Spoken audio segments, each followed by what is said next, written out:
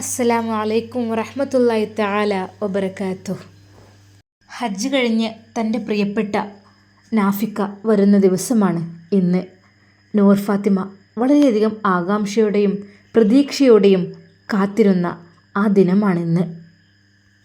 പക്ഷേ ഉപ്പയുടെ അസുഖം പെട്ടെന്നായതിനാൽ അതിനെല്ലാം ഒരു സന്തോഷം കുറഞ്ഞതുപോലെ. അള്ളാഹുവേ, ഉപ്പാക്ക് നീ പെട്ടെന്ന് ഷിഫിയാക്കി കൊടുക്ക് റഹ്മാനെ. പാവം എൻ്റെ നാഫിക്ക ഏറെ പ്രതീക്ഷയോടെ ആകാംക്ഷയോടെയാണ് ഇന്ന് വരുന്നത്. പക്ഷേ പ്രിയപ്പെട്ട പിതാവ് ഹോസ്പിറ്റലിലാണ് എന്നറിയുമ്പോൾ മനസ്സ് വല്ലാതെ വേദനിക്കുന്നുണ്ട്. ആണായിട്ടും പെണ്ണായിട്ടും ആകെയുള്ള മോനാണ് നാഫി ഉസ്താദ്. ദീനിൻ്റെ വഴിയിൽ അവനെ വളർത്തി വലുതാക്കി. ഇപ്പോഴിതാ പ്രിയപ്പെട്ട മകൻ ഹജ്ജിന് പോയ സമയത്താണ് ഉപ്പാക്ക് സുഖമില്ലാതാകുന്നത്. എന്നാലും 2 ദിവസമേ ബാക്കിയുണ്ടായിരുന്നുള്ളൂ. ഇന്നാണ് ആ ദിവസം. വ്യാഴാഴ്ച വൈകുന്നേരത്തോടെ നാഫി ഉസ്താദ് എയർപോർട്ടിൽ ലാൻഡ് ചെയ്യും. ഒരുപാട് സ്വപ്നങ്ങൾ കണ്ടുകൊണ്ട് നാട്ടിലേക്ക് വരുന്ന ഏതൊരു പ്രവാസിക്കും, ഏതൊരു ആളിനും തൻ്റെ പ്രിയപ്പെട്ടവർ, തനിക്ക് വേണ്ടപ്പെട്ടവർ സുഖമില്ലാതെ ഹോസ്പിറ്റലിലാണ് എന്നറിയുമ്പോൾ ഉണ്ടാകുന്ന ആ ഒരു മനോവേദന നാഫി ഉസ്താദ് മണിക്കൂറുകൾ തള്ളി നീക്കുകയായിരുന്നു. അറബി ഉമ്മയോട് ഒരിക്കൽ കൂടി പറയണമെന്ന് തോന്നി. അറബി ഉമ്മയുടെ വീട്ടിലേക്ക് പോയി. നാഫിയ, മോനെ, നീ സങ്കടപ്പെടേണ്ട. അള്ളാഹുല്ലേ വലിയവൻ, എല്ലാം ഷിഫ നൽകട്ടെ. നാഫി ഉസ്താദിൻ്റെ കണ്ണുകൾ നിറയുന്നത് അറബി ഉമ്മ ശരിക്കും കണ്ടു. മോനെ, കരയരുത്. നമ്മൾ നമ്മുടെ മാതാപിതാക്കൾക്ക് വേണ്ടി ദുആ ചെയ്യണം. അതാണ് വേണ്ടത്. നീ ഇങ്ങനെ കരഞ്ഞു കഴിഞ്ഞാൽ പിന്നെ ആരാണ് അവർക്കുണ്ടാവുക? ആകെയുള്ളൊരു മോനല്ലേ നീ, തലാലിനെ പോലെ തന്നെ. അതെ, നീയല്ലേ അവർക്കൊക്കെ ധൈര്യം പകരേണ്ടത്. നീ കരഞ്ഞു കണ്ടാൽ അത് നൂർ ഫാത്തിമ കാണാനിടയാവും.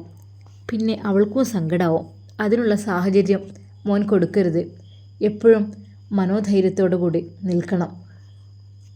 അറബി ഉമ്മ, എനിക്ക് എപ്പോഴും ധൈര്യം തന്നിരുന്നത് എൻ്റെ ഉപ്പയായിരുന്നു.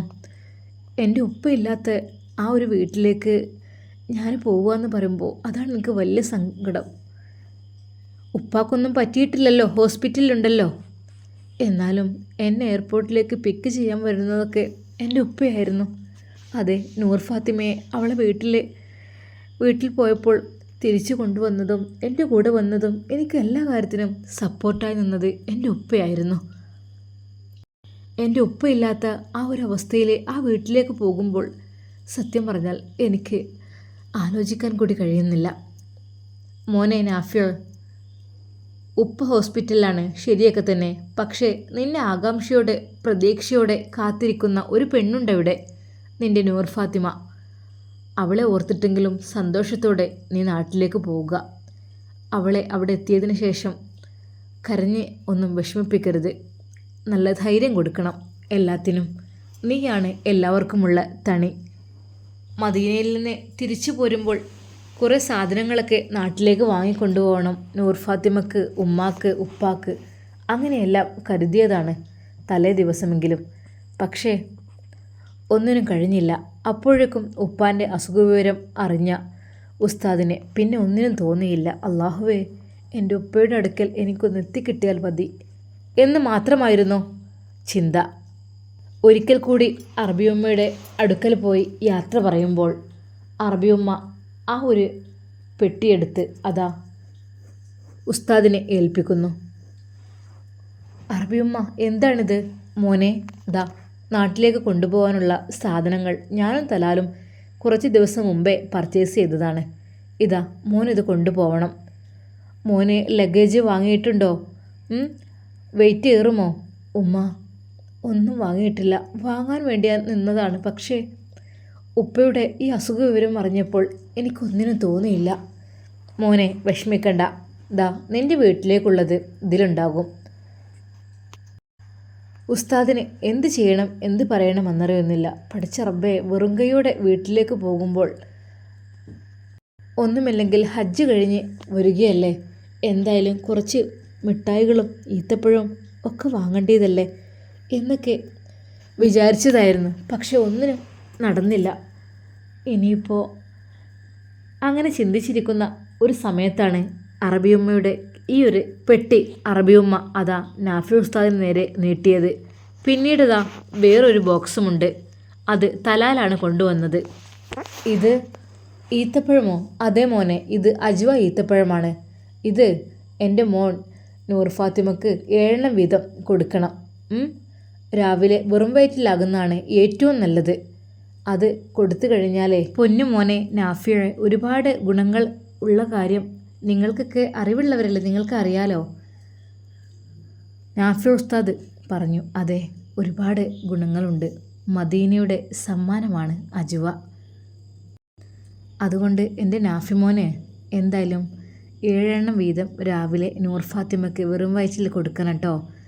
എല്ലാവിധ പ്രശ്നങ്ങളും അതുപോലെ തന്നെ വിഷം ഏൽക്കുന്നത്, സിഹർ, ആ രീതിയിലുള്ള പ്രശ്നങ്ങൾ കാര്യങ്ങൾ ഒന്നും ഏൽക്കൂല. അതുപോലെ തന്നെ ഗർഭിണിയായ സമയത്ത് ഇത് കഴിക്കുകയാണെങ്കിൽ കുഞ്ഞ് നല്ല സൗന്ദര്യം, അതിപ്പോൾ ഏത് ഈത്തപ്പഴമാണെങ്കിലും അങ്ങനെ തന്നെ. അജ്വയാണെങ്കിൽ പ്രത്യേകമായിട്ട് അതിന് സ്പെഷ്യലായിട്ടൊരു പോരിഷുണ്ട്. അപ്പോൾ നല്ല സൗന്ദര്യമുള്ള കുഞ്ഞ് ലഭിക്കാൻ, നല്ല ആരോഗ്യമുള്ള കുട്ടിക്കും ഒക്കെ ഏറ്റവും നല്ലതാണ്. അത് മാത്രമല്ല, ഈ ഗർഭിണികൾ ഈത്തപ്പഴം കഴിക്കുന്നതിനെക്കുറിച്ച് കഴിക്കാൻ വേണ്ടിയിട്ട് അള്ളാഹു പറഞ്ഞിട്ടുണ്ട്. ഹേ മറിയം, നീ ഈത്തപ്പഴം കഴിക്കുക എന്നായിരുന്നു പറഞ്ഞിരുന്നത്. സാധാരണയായി പ്രസവിച്ചു കഴിഞ്ഞ സ്ത്രീകൾക്ക് പെട്ടെന്ന് എണീക്കാനും ഒക്കെ ഒരു ബുദ്ധിമുട്ടായിരിക്കും. പക്ഷേ മറിയം ബീവിക്ക് ആ ഒരു പ്രശ്നം വന്നിട്ടേ ഇല്ല. പ്രസവത്തിൻ്റെ മുമ്പും പിൻപും ഒക്കെ അങ്ങനെ തന്നെ അള്ളാഹു കൽപ്പിച്ചതാണ് ഈത്തപ്പഴം കഴിക്കാൻ വേണ്ടിയിട്ട്. അപ്പോൾ ഒരുപാട് ഗുണങ്ങൾ അടങ്ങിയ ഇത് നൂർ ഫാത്തിമയ്ക്ക് കൊടുക്കണം. അങ്ങനെ അതാ ഉസ്താദിൻ്റെ കയ്യിൽ അറബിയുമ്മയും തലാലും ഏൽപ്പിച്ച ആ സമ്മാനങ്ങളുമായി ഉസ്താദ് വരുന്നു. എന്തൊക്കെയോ വാങ്ങണം എന്നൊക്കെ ആഗ്രഹമുണ്ടായിരുന്നു. തൻ്റെ പ്രിയതമയെ സന്തോഷിപ്പിക്കാനും ഉമ്മയും ഉപ്പയെയും സന്തോഷിപ്പിക്കാനും കുടുംബക്കാർക്കും എല്ലാവർക്കും കൊടുക്കാൻ വേണ്ടിയിട്ടൊക്കെ. പക്ഷേ ഒന്നിനും കഴിഞ്ഞില്ല. എന്തെന്നറിയില്ല. പെട്ടെന്ന് നാട്ടിലേക്ക് എത്തിക്കിട്ടിയാൽ എൻ്റെ ഉപ്പയുടെ അടുക്കിലേക്ക് പോകാമായിരുന്നു എന്ന ചിന്തയാണ് നാഫി ഉസ്താദിന് ഇപ്പോഴുള്ളത്. അറബി ഉമ്മ തന്ന ഗിഫ്റ്റുകളെല്ലാം വാങ്ങി. തലാലും കൂടെ ഉണ്ടായിരുന്നു എയർപോർട്ടിലേക്ക്. എല്ലാവരെയും യാത്ര അയച്ചു. ഉസ്താദിൻ്റെ മനസ്സിൽ ഒരുപാട് പ്രതീക്ഷകളും ചിന്തകളുമായിരുന്നു. പക്ഷേ ഇപ്പോൾ ആകെ നിരാശയാണ്. എൻ്റെ ഉപ്പ, അള്ളാഹുവേ എൻ്റെ ഉപ്പാക്ക് ഒന്നും സംഭവിക്കരുതേ അല്ലാ. അത് മാത്രമാണ്. എൻ്റെ ഉപ്പാക്ക് എന്തെങ്കിലും സംഭവിച്ചു കഴിഞ്ഞാൽ പിന്നെ എനിക്ക് ആരാ ഉണ്ടാകുക? എനിക്ക് താങ്ങായും തണലായും എൻ്റെ ഉപ്പയാണ് എപ്പോഴും കൂടെ ഉണ്ടാകുന്നത്. ഉപ്പയില്ലാത്തൊരു ജീവിതം, ഹേയ്, ഉപ്പാക്ക് എന്തെങ്കിലും പറ്റിക്കഴിഞ്ഞാലുള്ള ജീവിതം, അതെനിക്ക് ആലോചിക്കാൻ കൂടി കഴിയുന്നില്ല. മദീനയോട് വിട പറഞ്ഞുകൊണ്ട് അതാ നാഫി ഉസ്താദ് ഫ്ലൈറ്റിൽ പറന്നുയർന്നു. മനസ്സിനുള്ളിൽ വല്ലാതെ ഭാരം ചുമന്നുകൊണ്ടാണ് ഉസ്താദ് കരിപ്പൂർ എയർപോർട്ടിൽ ഫ്ലൈറ്റ് ഇറങ്ങിയത്. സാധാരണയായി തന്നെ പിക്ക് ചെയ്യാൻ വരാൻ എൻ്റെ ഉമ്മയും ഉപ്പയൊക്കെ ഉണ്ടാവും. പക്ഷേ എൻ്റെ ഉപ്പ ഇല്ലാത്ത സ്ഥിതിക്ക് നാഫി ഉസ്താദിന് അത് ശരിക്കും നല്ലൊരു സങ്കടമായി. എല്ലാവരുടെയും ഉറ്റവരും ഉടയവരും എല്ലാവരെയും കാണാൻ വേണ്ടി കാത്തിരിക്കുന്നു. വന്ന് കെട്ടിപ്പിടിക്കുന്നു, സലാം പറയുന്നു. പക്ഷേ തൻ്റെ പ്രിയപ്പെട്ട ഉപ്പയുടെ മുഖം അതവിടെ കണ്ടില്ല. അത് നാഫി ഉസ്താദിന് ശരിക്കും സങ്കടമുള്ളതാക്കി. എന്നും തന്നെ തേടി വരുന്ന എൻ്റെ പ്രിയപ്പെട്ട ഉപ്പയും ഉമ്മയും ഇന്ന് അവരവിടെയില്ല. അവർ ഹോസ്പിറ്റലിലാണ്. അല്ലാ, എൻ്റെ ഉപ്പാക്ക് ഒന്നും സംഭവിക്കരുതേ. ഉസ്താദ് അള്ളാവിനോട് ദുആ ചെയ്തു. ഉസ്താദിൻ്റെ കൂടെ ഹജ്ജിന് പോകുന്നവരെല്ലാം അതാ എല്ലാവരുടെയും കൂടെ യാത്രയാകുന്നു. അവർ കുടുംബങ്ങളുമൊക്കെ ആയി വളരെയധികം സന്തോഷത്തോടെ തൻ്റെ പ്രിയപ്പെട്ട ഭർത്താവിനെ കാത്തിരിക്കുകയാണ് നൂർ ഫാത്തിമ. അതെ, മുർഷിദയും കൂടെയുണ്ട്. മുർഷിദ പറഞ്ഞു, എടി നാഫിക്ക ഇന്ന് വരില്ലേ? അപ്പോൾ ഞാൻ അങ്ങോട്ട് വീട്ടിലേക്ക് പോയിക്കോളാം കേട്ടോ. അതെന്തിനാടി? നാഫിക്ക വന്നാലും ഇവിടെ നിൽക്കില്ലല്ലോ, ഹോസ്പിറ്റലിലേക്കല്ലേ പോവുക? ആ, അത് ശരിയാണല്ലേ, ഞാനത് മറന്നു. എങ്കിലും അതേടി, ഉപ്പയുടെ ആകെയുള്ളൊരു മോനല്ലേ, പെട്ടെന്ന് ഇവിടെ വന്നിട്ട് പോവുമായിരിക്കും. അതോ ഇനി നേരെ ഹോസ്പിറ്റലിലേക്കാണോ? അറിയില്ല. നാഫി ഉസ്താദ് അതാ നൂർ ഫാത്തിമയ്ക്ക് വിളിക്കുന്നു. അല്ലാ, ഇക്ക വിളിക്കുന്നു. ഹലോ, അസ്സലാമു അലൈക്കും. വലൈക്കും അസ്സലാം. നൂർ മോളെ, ഞാൻ ഇറങ്ങിട്ടോ. ഇക്ക കുഴപ്പമൊന്നുമില്ലല്ലോ? അൽഹംദുലില്ലാ, റാഹത്തായിട്ട് തന്നെ ഇറങ്ങി. ഇക്ക, നിങ്ങൾ ഹോസ്പിറ്റലിലേക്കാണോ നേരെ പോകുന്നത്? നൂർ മോളെ, ഹോസ്പിറ്റലിലേക്ക് പോകണം എന്നാണ് ഞാൻ ആഗ്രഹിക്കുന്നത്. പക്ഷേ അറബിയമ്മ എന്തൊക്കെയോ കുറച്ച് ഗിഫ്റ്റുകൾ തന്നിട്ടുണ്ട്. അത് വീട്ടിൽ വെച്ചിട്ട് എന്തായാലും പോരാം. അല്ലാതെ ഇതുമായി ഹോസ്പിറ്റലിൽ പോയിട്ട് എന്ത് ചെയ്യാനാ? നൂർ മോളെ, ഞാനിതാ ഇപ്പോൾ എത്തിട്ടോ. നൂർ ഫാത്തിമയ്ക്ക് സങ്കടവുമുണ്ട് സന്തോഷവുമുണ്ട്.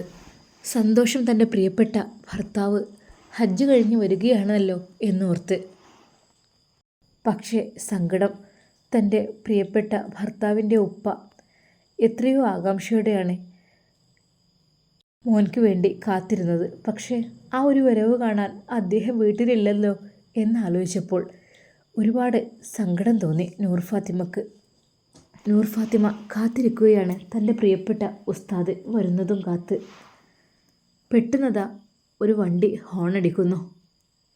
നൂർ ഫാത്തിമ പെട്ടെന്ന് തന്നെ അതാ സിറ്റൗട്ടിൻ്റെ ആ ഭാഗത്തേക്ക് പോയി നോക്കി. അതൊരു ബ്ലാക്ക് നിറത്തിലുള്ള കാറായിരുന്നു. ഒരു നിമിഷം നൂർ ഫാത്തിമ അത് ഇക്കായിരിക്കുമോ എന്ന് കരുതി അവളതാ മുറ്റത്തേക്ക് ഇറങ്ങുവാൻ വേണ്ടി ശ്രമിക്കുന്നു. എന്നാൽ തൊട്ടു പിന്നാലെയായിക്കൊണ്ട് ഒരു വെളുത്ത കാർ അതാ വരുന്നു, ടാക്സി. നൂർ ഫാത്തിമ മുറ്റത്തേക്ക് ഇറങ്ങിയത് തൻ്റെ ഇക്കയാണെന്ന് വിചാരിച്ചായിരുന്നു. പക്ഷേ ബ്ലാക്ക് കാറിലുള്ളത് മറ്റാരുമായിരുന്നില്ല. അതെ, നൂർ ഫാത്തിമ എപ്പോഴും പേടിക്കുന്ന അയാൾ തന്നെ. ബാക്കിൽ ടാക്സി വന്നു നിന്നത് കണ്ട് അയാളതാ കാറ് മുന്നോട്ടെടുത്തു. ഹോണടിച്ചപ്പോൾ നൂർ ഫാത്തിമ വന്ന് അതാ ഗേറ്റ് തുറന്നു കൊടുക്കുന്നു. വാഹനം ഉള്ളിലേക്ക് കയറി. നാഫി ഉസ്താദ് അതാ വാഹനത്തിൽ നിന്ന് ഇറങ്ങുന്നു. ഡിക്കിയിൽ നിന്ന് സാധനങ്ങളെല്ലാം എടുത്തു വെച്ച് അയാൾക്കുള്ള ക്യാഷ് കൊടുത്ത് അതാ അയാൾ പോകുന്നു. നൂർ ഫാത്തിമയുടെ ആ ഒരു മനോഹരമായ മുഖം, ആ മനോഹരമായ കണ്ണുകൾ ഉസ്താദ് ശരിക്കും ഒന്ന് നോക്കിക്കണ്ടു. നൂർ മോളെ, അസ്സലാമു അലൈക്കും. വലൈക്കും അസ്സലാം വറഹ്മത്തുള്ളാ. നാഫിക്ക, അത് പറഞ്ഞപ്പോഴേക്കും അതാ ഉസ്താദിൻ്റെ കണ്ണുകൾ നിറയുന്നതായിട്ട് കണ്ടു. നാഫിക്ക, നിങ്ങൾ വിഷമിക്കല്ലേ, പെട്ടെന്ന് തന്നെ പോയിക്കോളൂ ഹോസ്പിറ്റലിലേക്ക്. ദാ ഞാനും വരുന്നുണ്ട്, വാ എന്തെങ്കിലും കഴിക്കുക. ഉസ്താദ് അതാ അകത്തേക്ക് കയറുന്നു. സാധനങ്ങളെല്ലാം സിറ്റൗട്ടിലേക്ക് നീക്കി വെച്ചു. നൂർ ഫാത്തിമ ഉസ്താദിനുള്ള ഫുഡ് ഉണ്ടാക്കിയിരുന്നു. നൂർ മോളെ, എനിക്കൊന്നും വേണ്ട, ഞാൻ ഉപ്പയുടെ അടുത്തേക്ക് പോവുകയാണ്. അടുത്തേക്ക് ഇനിയിപ്പോൾ എനിക്ക് ഇവിടെ നിന്നാലേ എനിക്ക് നിൽക്കപ്പുറത്ത് ഉണ്ടാവില്ല സത്യമായിട്ടും. അപ്പോഴൊക്കെ അതാ മുർഷിദ കയറി വരുന്നു. ആ വന്നോ? ആ, നിനക്ക് മുർഷിയുണ്ടല്ലോ കൂട്ടിന്. നൂർ മോളെ, ഇക്ക പോട്ടെ കേട്ടോ. എനിക്ക് ഇക്ക, നിങ്ങളിങ്ങനെ സങ്കടപ്പെടല്ലേ. നമ്മൾ ഉപ്പാക്ക് വേണ്ടി നമ്മൾ ദുആ ചെയ്യുക, കുഴപ്പമൊന്നും ഉണ്ടാവില്ലെന്നേ. അതൊക്കെ രക്ഷപ്പെടും, യാതൊരു കുഴപ്പമുണ്ടാവില്ല. നൂർ മോളെ, ഞാൻ പോകുന്നതിൽ നിനക്ക് അത്യധികം വിഷമമുണ്ടെന്ന് എനിക്ക് നന്നായിട്ടറിയാം. അതെ, എനിക്കും വിഷമമുണ്ട്. പക്ഷേ നമ്മുടെ ഉപ്പ ഹോസ്പിറ്റലിലായി കിടക്കുമ്പോൾ നാഫിക്ക, നിങ്ങൾ പെട്ടെന്ന് പോയിക്കോളൂ. പക്ഷേ എന്തെങ്കിലും ഭക്ഷണം കഴിച്ചിട്ട് പോയിക്കോളൂ. ഇനി അവിടെ പോയാൽ ഭക്ഷണം കഴിക്കലൊക്കെ വലിയ കണക്ക് തന്നെ ആയിരിക്കും. എന്തെങ്കിലും കഴിച്ചിട്ട് പോ നാഫിക്ക. നൂർ ഫാത്തിമയുടെ നിർബന്ധത്തിന് വഴങ്ങി അതാ അവൾ ഉണ്ടാക്കി വെച്ച ആ ഭക്ഷണത്തിൽ നിന്ന് ഉസ്താദ് അല്പമെടുത്ത് കഴിക്കുന്നു. നൂർ മോളെ, ഇനി ഇൻഷാ അല്ലാ ഞാൻ വന്നിട്ട് കഴിച്ചോളാം.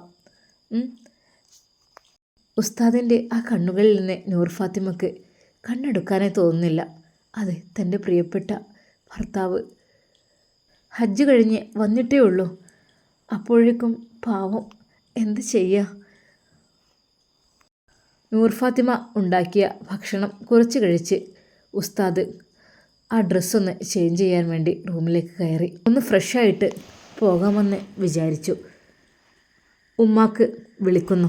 ഉമ്മ, മോനെ, നാഫി മോനെ, നീ എത്തിയോടാ? ഉമ്മ, ഞാനെത്തി, അൽഹംദുലില്ലാ, ഇപ്പോൾ വീട്ടിലാണ്. ഞാൻ വീട്ടിൽ നിന്ന് ഇറങ്ങാൻ വേണ്ടി നിൽക്കുകയാണ്. മോനെ, നീ അർജൻറ്റായിട്ട് വരണ്ട, എന്തെങ്കിലും ഭക്ഷണം കഴിച്ച് ഒന്ന് ഫ്രഷൊക്കെ ആയിട്ട് വാ. ഉമ്മ, ആയിക്കോട്ടെ, ഞാൻ വരാം. മോനെ, ഇന്ന് ഉപ്പാക്ക് അത്ര വലിയ കുഴപ്പമൊന്നുമില്ല. പിന്നെ ഓപ്പറേഷനെ കുറിച്ചൊക്കെ ഇനി നാളെയാണ് പറയുക. ഇന്ന് എൻ്റെ മോനെ അവിടെ നിന്നോ, അതല്ലേ നല്ലത്. അത് കേട്ടപ്പോൾ ഉസ്താദിൻ്റെ മനസ്സിൽ അല്പം സന്തോഷമുണ്ടെങ്കിലും അത് ശരിയല്ലെന്ന് ഉസ്താദിന് തോന്നി. നൂർമോളെ, എന്നോട് ഉമ്മ പറയുന്നത് ഇന്ന് എന്നോട് ഇവിടെ നിൽക്കാനാണ്, എന്നിട്ട് നാളെ വന്നാൽ മതി എന്നാണ് പറയുന്നത്. നാഫിക്ക, അത് വേണ്ട. നമ്മുടെ ഉപ്പയല്ലേ ഹോസ്പിറ്റലിൽ, അത് ഉപ്പാക്കൊരു സങ്കടമായിരിക്കും. മോൻ വന്നിട്ട് എന്നെ കാണാൻ ഇന്ന് വന്നില്ല എന്ന് പറയുമ്പോൾ, അതുകൊണ്ട് എൻ്റെ നാഫിക്ക പോയിക്കോളൂ. നൂർ ഫാത്തിമ, സാരല്ല ഉസ്താദെ, നിങ്ങൾ പോയിക്കോളൂ. ഇൻഷാ അല്ലാ ഉപ്പയുടെ അസുഖമൊക്കെ മാറട്ടെ, എന്നിട്ട് നമുക്ക് ഒരുമിച്ച് ജീവിക്കാലോ. ഉസ്താദ് ഫ്രഷായി ഡ്രസ്സൊക്കെ ഒന്ന് ചേഞ്ച് ചെയ്യുകയാണ്. നൂർ ഫാത്തിമയെ ഉസ്താദ് വിളിക്കുന്നു. നൂർമോളെ, മുർഷിദ് പറഞ്ഞു. എടി, അന്നത് വിളിക്കുന്നേ, പോയി നോക്ക്. നൂർമോളെ, പിന്നെ നീയും മുർഷിദയും ഈ റൂമിൽ തന്നെ കിടന്നോണ്ട് കേട്ടോ, ഞാൻ വരുന്നത് വരെ. പിന്നെ ഫുഡൊക്കെ ഉണ്ടാക്കി കഴിച്ചോണ്ട് നല്ല രീതിയിൽ. ഉമ്മയില്ല ഉപ്പയില്ല ഞാനില്ല എന്ന് വിചാരിച്ചിട്ട് ഒന്നിനും മടി കാണിക്കണ്ട. നിങ്ങൾക്ക് വേണ്ടതെല്ലാം നിങ്ങൾ നല്ല രീതിയിൽ ചെയ്തോളൂ കേട്ടോ. പിന്നെ എൻ്റെ നൂർമോളെ, ഞാൻ പോട്ടെ. നിനക്ക് വിഷമമൊന്നും എനിക്കറിയാം. ഉസ്താദെ, എനിക്ക് വിഷമം ഇല്ല എന്നല്ല, പക്ഷേ ഈ സമയത്ത് നമുക്ക് ഏറ്റവും വിഷമം നമ്മുടെ ഉപ്പയുടെ വിഷമമാണ്. അത് മാറണം. എൻ്റെ നാഫിക്ക, പെട്ടെന്ന് തന്നെ പോയിക്കോളൂ. എന്നാൽ ഞാൻ ഇറങ്ങട്ടെ. നൂർ ഫാത്തിമയുടെ കൈ പിടിച്ച് ഉസ്താദ് സലാം പറയുന്നു ഒരിക്കൽ കൂടി. അപ്പോഴേക്കും നൂർ ഫാത്തിമയെ ഉസ്താദ് നെഞ്ചോട് ചേർത്തു. ഉസ്താദെ, പ്ലീസ് വിടൂ, നിങ്ങൾ ഇപ്പോൾ പോയിക്കോളൂ. അവിടെ ഉമ്മ കാത്തിരിക്കുന്നുണ്ടാവും, ഉപ്പ നിങ്ങളെ ചോദിക്കുന്നുണ്ടാവും, നിങ്ങൾ പോയിക്കോളൂ. നൂർമോളെ, ഇൻഷാ അല്ലാ ഉപ്പയുടെ അസുഖമൊക്കെ മാറിയിട്ട് വരാം കേട്ടോ. ഉസ്താദിനെ അവളെ വേർപെടുത്താൻ കഴിയുന്നില്ലായിരുന്നു. സത്യം പറഞ്ഞാൽ തൻ്റെ പ്രിയപ്പെട്ട നൂർ ഫാത്തിമയെ ഒന്ന് കെട്ടിപ്പിടിച്ചപ്പോൾ, ആ നെറുകിലൊരു ചുംബനം കൊടുത്തപ്പോൾ ഉസ്താദിന് വല്ലാത്തൊരു ആശ്വാസമാണ് അനുഭവപ്പെട്ടത്. പക്ഷേ തീരെ നിൽക്കാൻ സമയമില്ലല്ലോ, തൻ്റെ പ്രിയപ്പെട്ട ഉപ്പയാണല്ലോ ഹോസ്പിറ്റലിൽ. നൂർമോളെ, എന്നാൽ ശരി കേട്ടോ, ഇൻഷാ അല്ലാ നീ ദുആ ചെയ്യണം നമ്മുടെ ഉപ്പാക്ക് വേണ്ടിയിട്ട്, യാതൊരു കുഴപ്പമില്ലാതെ. ഉസ്താദിൻ്റെ കണ്ണുകൾ ശരിക്കും നിറയുന്നുണ്ടായിരുന്നു. നൂർ ഫാത്തിമയിൽ നിന്ന് വേറിട്ട് പോകുവാൻ വേണ്ടി ഉസ്താദിൻ്റെ മനസ്സ് വല്ലാതെ മടിക്കുന്നതായിട്ട് തോന്നി. മോളെ, ആ കാറിൻ്റെ കീ എവിടെ? ഇതാ നാഫിക്ക. അപ്പോഴേക്കും അതാ നൂർ ഫാത്തിമ ആ ചാവിയുമായി ഉസ്താദിൻ്റെ അടുത്തേക്ക് വരുന്നു. കാറിൽ കയറി അതാ സ്റ്റാർട്ട് ചെയ്ത് വണ്ടി തിരിക്കുമ്പോൾ ഒരിക്കൽ കൂടി നൂർ ഫാത്തിമയോട് ഉസ്താദ് പറഞ്ഞു, നൂർമോളെ, വരാം കേട്ടോ, വിഷമിക്കല്ലേ. ഞാൻ പറഞ്ഞില്ലേ നാഫിക്ക, നമ്മുടെ ഉപ്പയുടെ അസുഖം മാറട്ടെ, എന്നിട്ട് നമുക്കെല്ലാവർക്കും സന്തോഷത്തോടു കൂടി ഇവിടെ ജീവിക്കണം. അതിനു വേണ്ടിയാണ് പ്രാർത്ഥിക്കേണ്ടത്. നിങ്ങൾ നല്ല ധൈര്യത്തോടെ സമാധാനത്തോടു കൂടി പോയിക്കോളൂ നാഫിക്ക. അസ്സലാമു അലൈക്കും വറഹ്മത്തുള്ളാഹി തആല വബറകാത്തു. കണ്ണീരോടെയാണെങ്കിലും നൂർ ഫാത്തിമ ഉസ്താദിനെ യാത്ര അയക്കുന്നു. ഇത്രയും ദിവസം കഴിഞ്ഞ് നൂർ ഫാത്തിമയുടെ അടുത്തേക്ക് ഉസ്താദ് വന്നിട്ടും ഒരു ദിവസം പോലും ഉസ്താദിൻ്റെ കൂടെ കഴിയാൻ പറ്റാത്തതിൽ ശരിക്കും പറഞ്ഞാൽ രണ്ടു പേർക്കും വേദനയും വിഷമവും ഉണ്ട്. പക്ഷേ പറഞ്ഞിട്ട് കാര്യമില്ലല്ലോ, പ്രിയപ്പെട്ട പിതാവാണ് ഹോസ്പിറ്റലിലുള്ളത്. അപ്പോൾ ഏറ്റവും ഉത്തമം അവരെ പരിചരിക്കുന്നതല്ലേ. അതുകൊണ്ട് തന്നെ മനമില്ല മനസ്സോടു കൂടിയാണെങ്കിലും ഉസ്താദും നൂർ ഫാത്തിമയും അതാ വേർപ്പെടുന്നു. വീണ്ടും ഉസ്താദ് ഹോസ്പിറ്റൽ ലക്ഷ്യമാക്കിക്കൊണ്ട് പോകുന്നു. സത്യം പറഞ്ഞാൽ നൂർ ഫാത്തിമയുടെ ഹൃദയം പൊട്ടിപ്പോയ ഒരു കാഴ്ചയായിരുന്നു അത്. ഏറെ ആകാംക്ഷയോടെ ആഗ്രഹിച്ച തൻ്റെ പ്രിയപ്പെട്ട ഉസ്താദിന് ഇങ്ങനൊരവസ്ഥ വരുമെന്നുള്ളത് അവൾ ഒട്ടും പ്രതീക്ഷിച്ചില്ല. അള്ളാഹുവേ, എൻ്റെ ഭർത്താവിൻ്റെ ഉപ്പയുടെ അസുഖം പെട്ടെന്ന് ഷിഫിയാക്കി കൊടുക്ക് റഹ്മാനെ. ഞങ്ങൾക്കെല്ലാവർക്കും ഇവിടെ ഈ കുടുംബത്തിൽ ഒരുമിച്ച് ജീവിക്കുവാനുള്ള ഭാഗ്യം നൽകണേ റഹ്മാനെ. ആമീൻ. നൂർ ഫാത്തിമ അള്ളാഹുവിനോട് ദുആ ചെയ്തു.